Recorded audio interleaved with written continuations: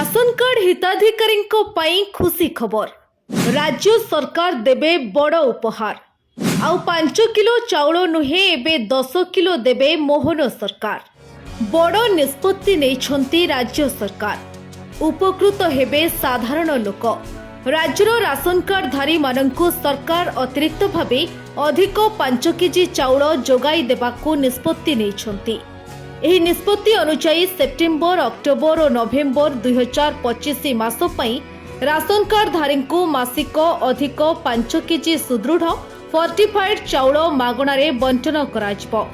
ଏନେଇ ଯୋଗାଣ ବିଭାଗ ପକ୍ଷରୁ ସମସ୍ତ ଜିଲ୍ଲାପାଳଙ୍କୁ ଚିଠି ଲେଖାଯାଇଛି।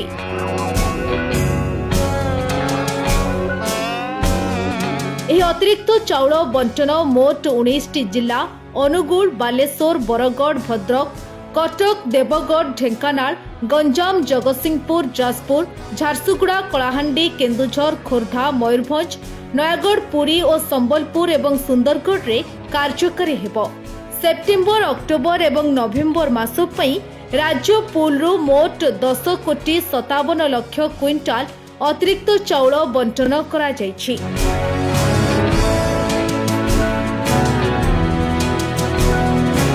एनएफएसए जातीय खाद्य सुरक्षा आईन एवं एसएफएसएस राज्य खाद्य सुरक्षा योजना अधीन रे थिबा योग्य परिवार मानंकु सेमानंकर नियमित चाउल अधिकार व्यतीत एही अतिरिक्त 5 केजी चाउल मागणा रे दिया जिवो।